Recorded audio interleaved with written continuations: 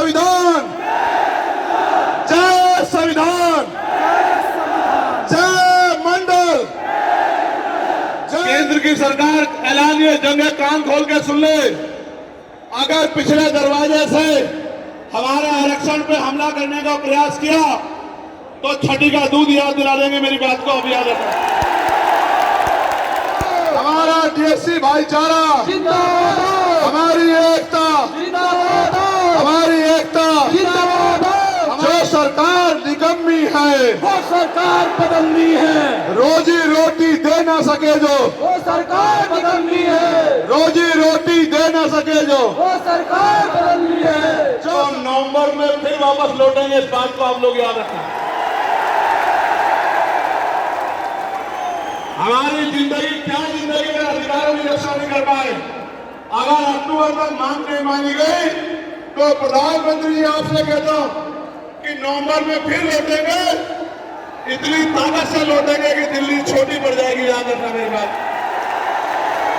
और जो देश में कहीं भी नीला झंडा पहन के, नीला झंडा उठा के घूम रहा है, और उस बहादुर योद्धा का भी मैं धन्यवाद करता हूं जो आंदोलन चला रहा है। मैं बहुजन चिंतकों का भी धन्यवाद करता हूं। देखिए, जो हमारे भाई हैं, वाल्मीकि समाज के भाई हो, धानुक समाज के भाई हो, और बागड़ी समाज के भाई हो, और किसी सैसी समाज के भाई हो, मैं चंद्रशेखर आजाद वचन देके कहता हूं बहुजन समाज के सामने, ये हमारी आपसी बातचीत है। आप दुश्मन के इशारों पर काम मत करो, हम लोग बैठ के अपनी लड़ाई को निपटा लेंगे।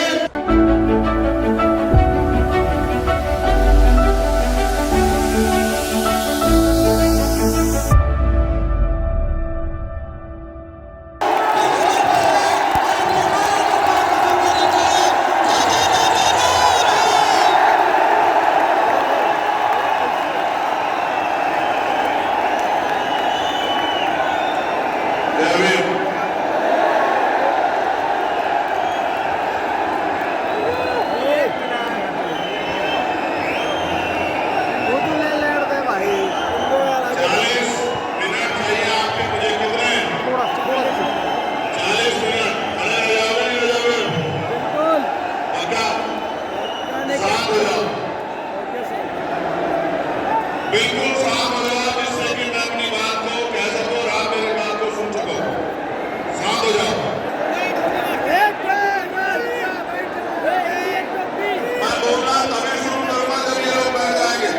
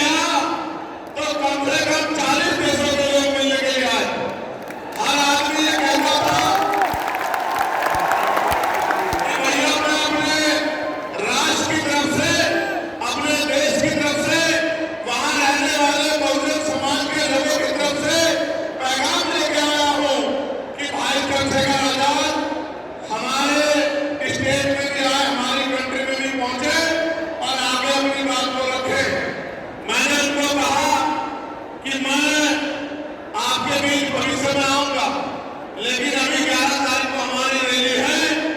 लाखों की संख्या में हमारे लोग वहां पहुंचेंगे, तो मुझे पहले उनके बीच पहुंचना है, उसके बाद में समय निकाल के आऊंगा। उन्होंने मेरी बात को माना और 3 दिन का कार्यक्रम करके मैं फिर आपके बीच आ गया। जब यहाँ पहुंचा तो पता लगा परमिशन और इस तरह की व्यवस्थाएं खराब हो रही है। फिर मैं धन्यवाद दूंगा हमारी दिल्ली की टीम का, भाई हिमांशु जी का, भाई नरेश जी का,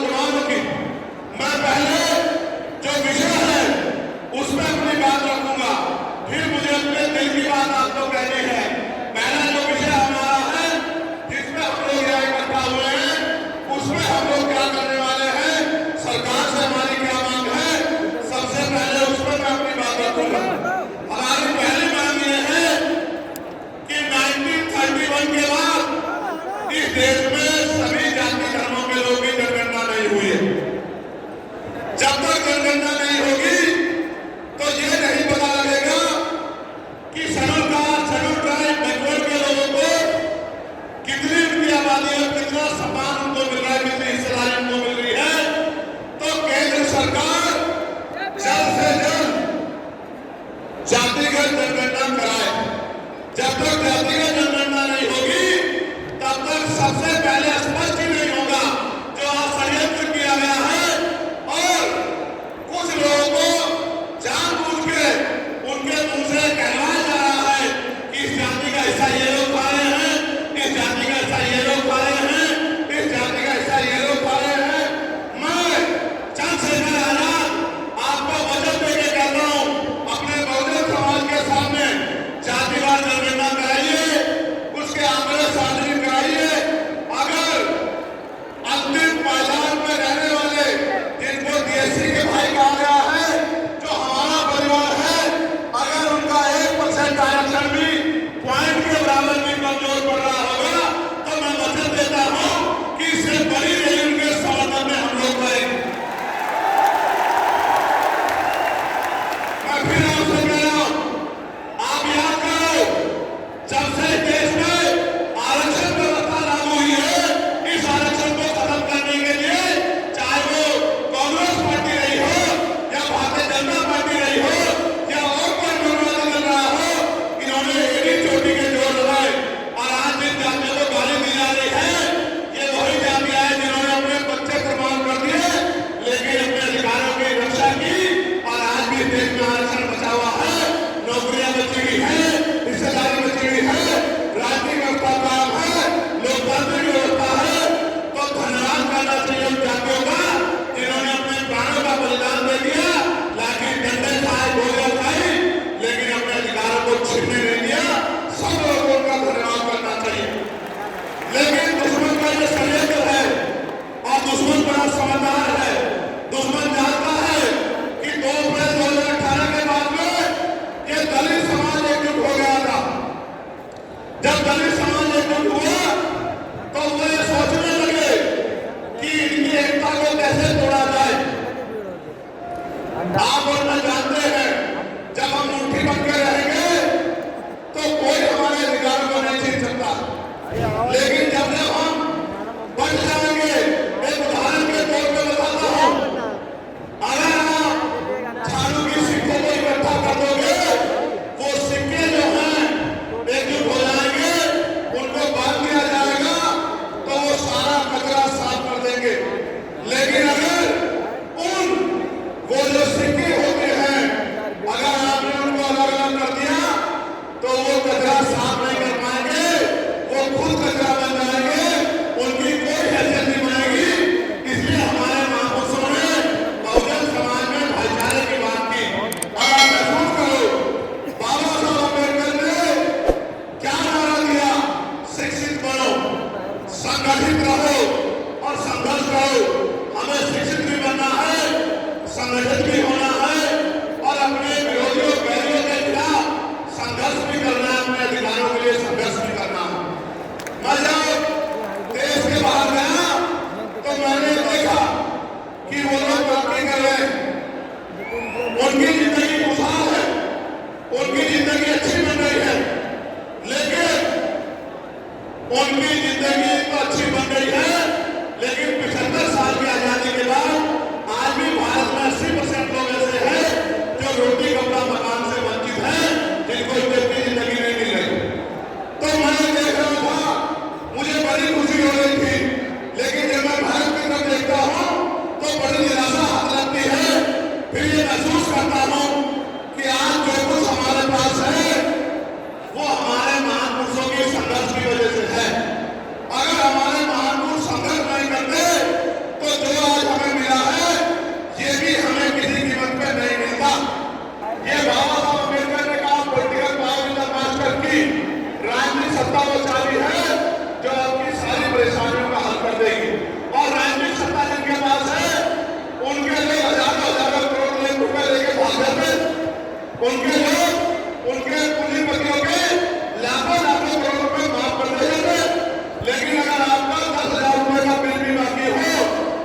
10,000 रुपए का बिल भी अगर आप नहीं दोगे तो मुकदमा लिख के आपको जेल भेजने का काम सरकार कर देगी और आपके घर की कुर्की भी करा देगी।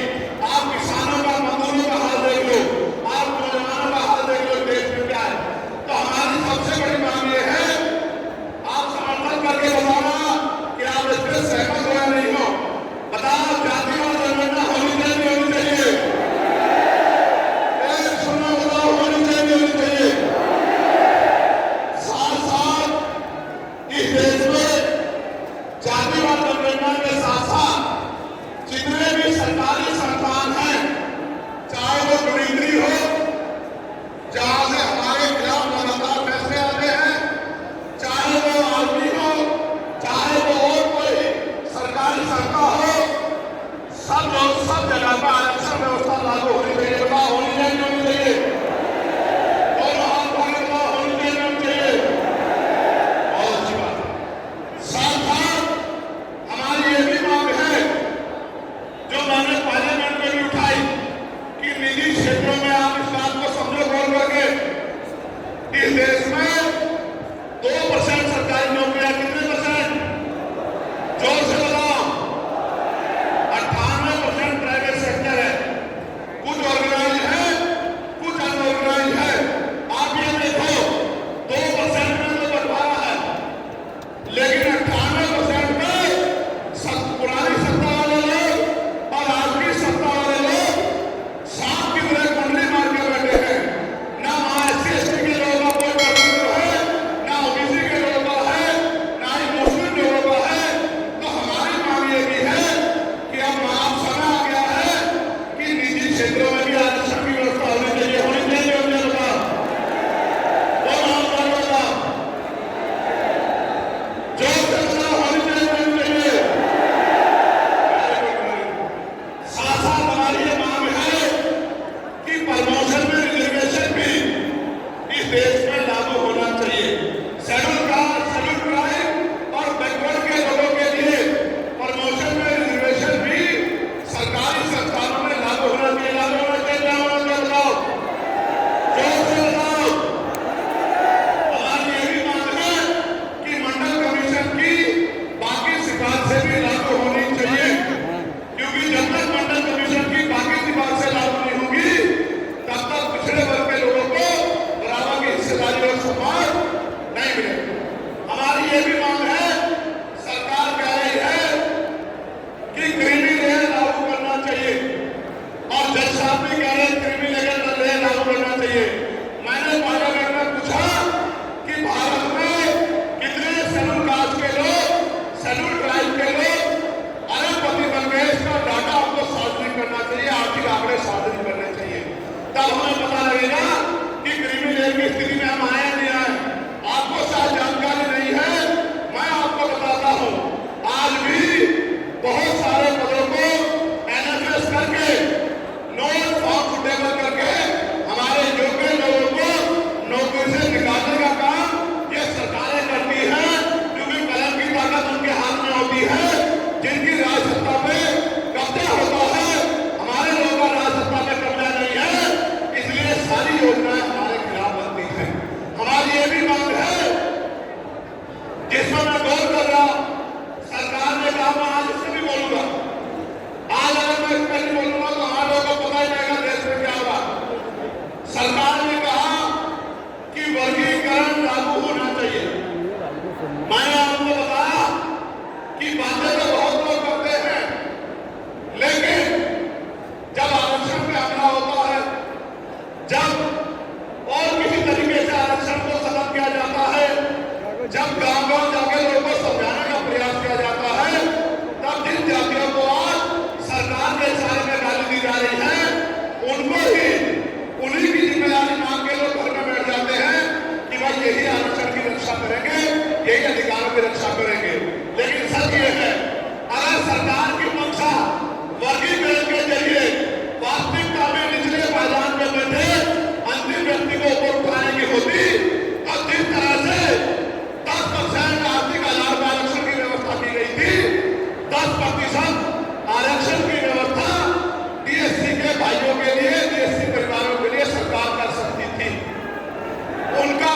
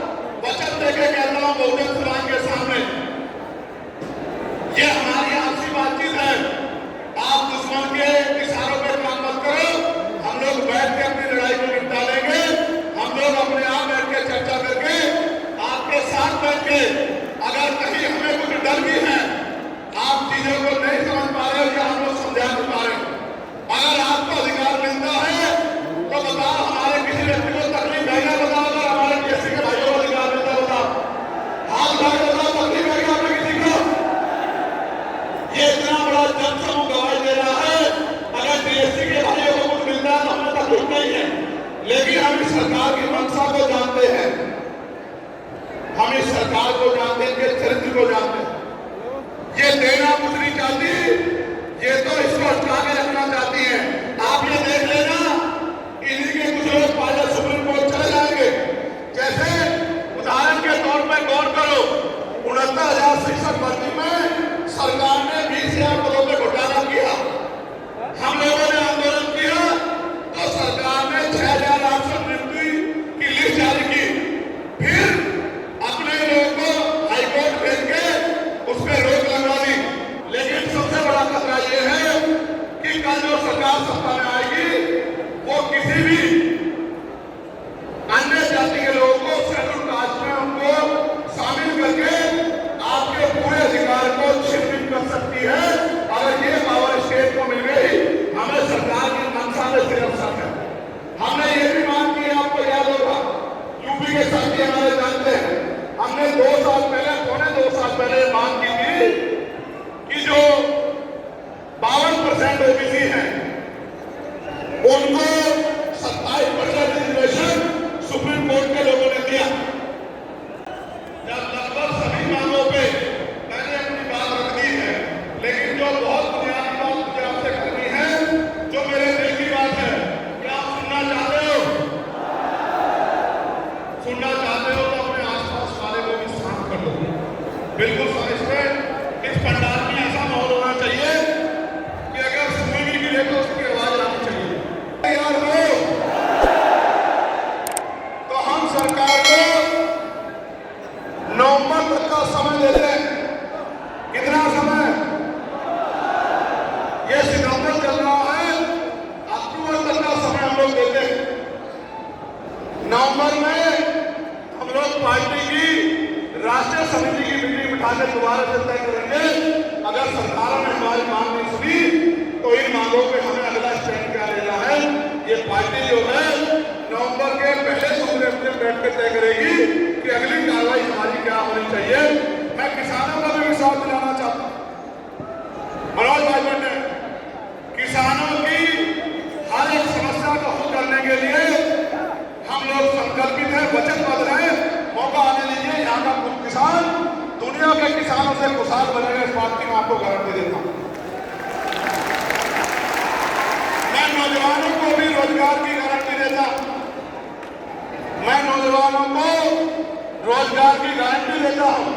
मैं घर में रहने वाली माए बहनों को कुटीर उद्योग लगा के रोजगार की गारंटी देता हूँ।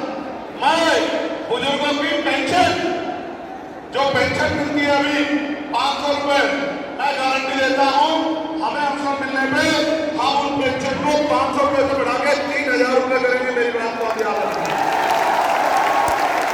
मैं गारंटी देता हूं, आशा आंगनबाड़ी बहनों को, भोजन माता को, सहायिकाओं को, उनका वेतन कम से कम 20,000 रुपए करेंगे आने वाले समय में, जब हमारे हाथ में काम करें। मैं जो हमारे पुराने कर्मचारी जिन्होंने सेवा की है देश की, उनकी पुरानी पेंशन का भी आप लोगों से वादा करता हूं कि उनको उनकी पुरानी पेंशन भी हम लोग ओपीएस और पेंशन स्कीम को उन्हें लागू कराएंगे। इस बात का भी मैं आप लोगों से वादा करता हूं। और फिर से अपनी बात को समाप्ति की तरफ ले जाते हुए मेरी इस बात को याद रखना, आपको मेरे ऊपर भरोसा है नहीं? ये बताओ, है नहीं? ये बताओ। तो मैं अपने बीएससी के भाइयों को भी ये वादा करता हूं कि अगर उनको अधिकार मिलेंगे तो उनका सबसे बड़े समर्थक, क्योंकि हम बहुजन आंदोलन को चलाने वाले लोग हैं, हम लोग उनके सबसे बड़े समर्थक रहेंगे। आने वाले कल में हम लोग उनके साथ बैठ के उनको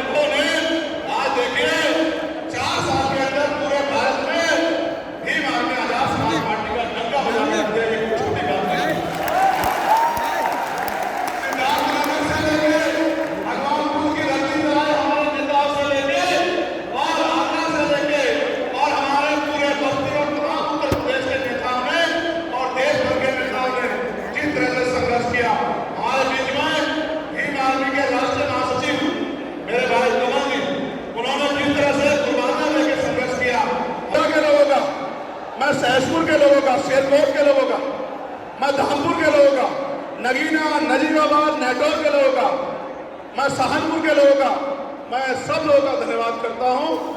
अगर कोई छूट गया हो तो मुझे बता देना, कोई कस्बा छूट गया मुझे बता देना। किरतपुर के लोगों का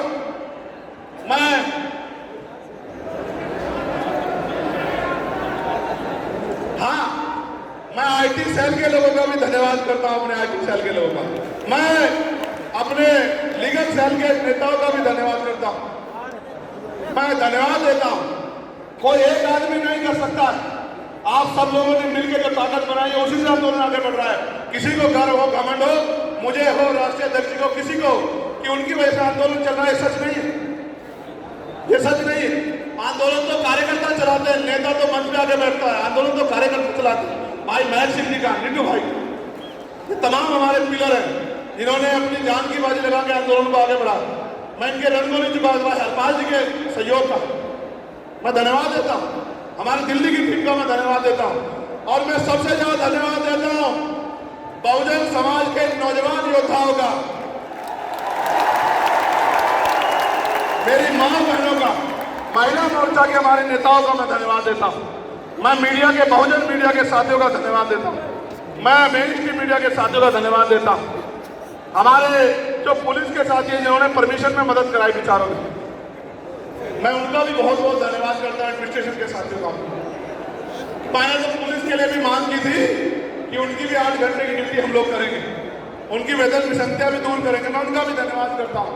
और जो देश में कहीं भी नीला झंडा पहन के, नीला झंडा उठा के घूम रहा है, और उस बहादुर योद्धा का भी मैं धन्यवाद करता हूं जो आंदोलन चला रहा है। मैं बहुजन चिंतकों का भी धन्यवाद करता हूं, लेकिन आग्रह भी करता हूं, ये सुनो, बनाकर रखना अनुशासन। पैसों पे नहीं आते लोग, पैसों पे सुनो, पैसों पे नहीं आते लोग, पैसे पे। और ये वो लोग हैं जो मेरी एक आवाज पे चले आते हैं, एक आवाज पे। पैसे पे नहीं आते लोग, पैसे पे। और ये वो लोग हैं जो मेरे एक बुलाव पे चला आते हैं, एक बुलाव पे। ये मेरे राजस्थान के साथी, मध्य प्रदेश के साथी, बिहार के साथी, उत्तर प्रदेश, उत्तराखंड, हरियाणा, पंजाब, कश्मीर के साथी मेरी एक आवाज पे चले आते हैं। मैं चाहता हूं सरकार हमारी मांग को शांत हो जाओ, शांत हो जाओ, शांत हो जाओ, शांत हो। अगर गोरखपुर के साथियों से कह रहा हूं, अगर अक्टूबर तक हमारी मांग नहीं मानी गई तो नवंबर में फिर वापस लौटेंगे। इस बात को आप लोग याद रखना। हमारी जिंदगी क्या जिंदगी में अधिकारों की रक्षा नहीं कर पाए।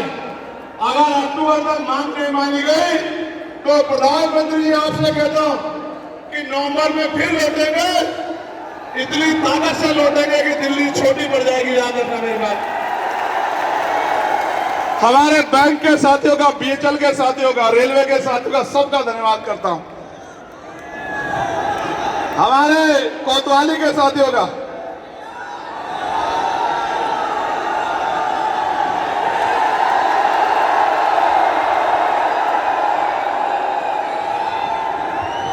जय भीम, जय भीम, जय भीम, जय भारत, जय भारत, जय संविधान, जय संविधान, जय मंडल, जय मंडल, जय जोहार, जय जोहार, जय जवान, जय जवान, जय जवान।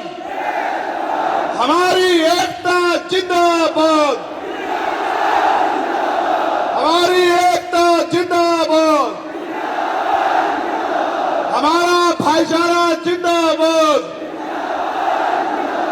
हमारा भाईचारा जिंदाबाद। हम न किसी से भीख मांगते, हम ना किसी से भीख मांगते, हम ना किसी से भीख मांगते। जो जुल्म की टक्कर में, जो जुल्म की टक्कर में संघर्ष हमारा नारा है। अभी तली अंगड़ाई है, आगे और लड़ाई है, अभी तली अंगड़ाई है, आगे और लड़ाई है, अभी तली अंगड़ाई है, आगे और लड़ाई है, अभी तली अंगड़ाई है, आगे और लड़ाई है। वोट हमारा, राज तुम्हारा, नहीं चलेगा, नहीं चलेगा, वोट हमारा, राज तुम्हारा, नहीं चलेगा, नहीं चलेगा, वोट हमारा, राज तुम्हारा। नहीं चलेगा, नहीं चलेगा, जो बहुजन की बात करेगा, वही राज करेगा, जो बहुजन की बात करेगा, वही देश पे राज करेगा, जो बहुजन की बात करेगा। वही देश पे राज करेगा। जो सरकार निकम्मी है, वो सरकार बदलनी है, रोजी रोटी दे ना सके जो, वो सरकार बदलनी है, रोजी रोटी दे ना सके जो, वो सरकार बदलनी है, जो सरकार निकम्मी है, वो सरकार बदलनी है, जो सरकार निकम्मी है। वो सरकार बदलनी है। हमारा भाईचारा, जिंदाबाद, हमारा भाईचारा, जिंदाबाद, बहुजन एकता, जिंदाबाद, हमारा टीएससी भाईचारा, जिंदाबाद, हमारा टीएससी भाईचारा, जिंदाबाद, हमारी एकता, जिंदाबाद, हमारी एकता, जिंदाबाद, हमारी एकता, जिंदाबाद, हमारा भाईचारा, जिंदाबाद, हमारा भाईचारा, जिंदाबाद, हमारी एकता। जिंदाबाद। शांत हो जाओ।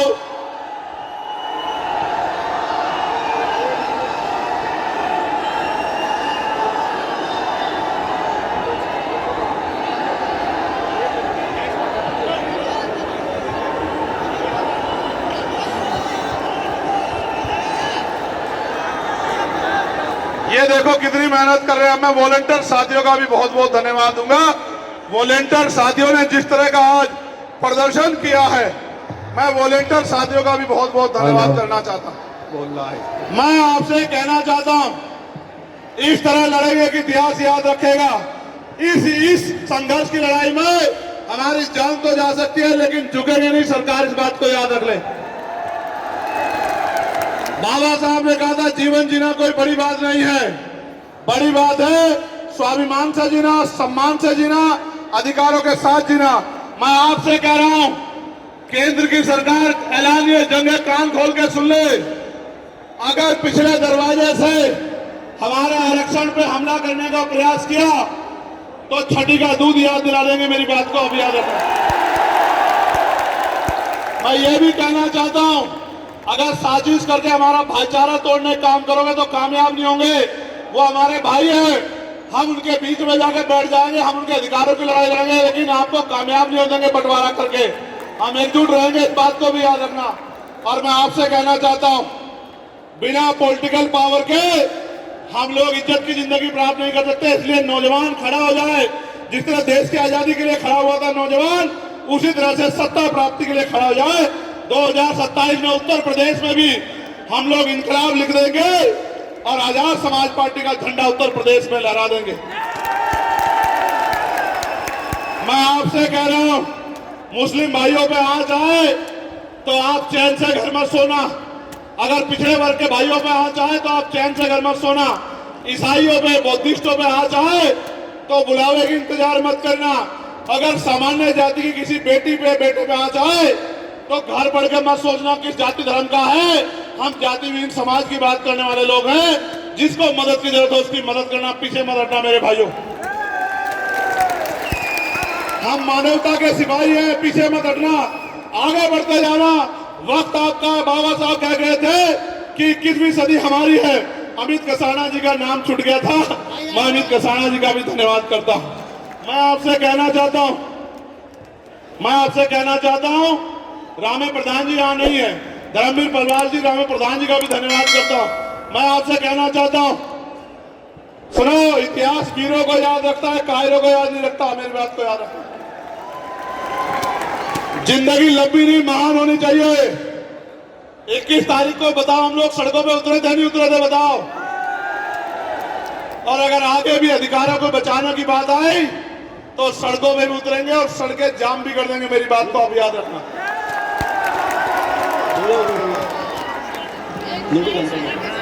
एक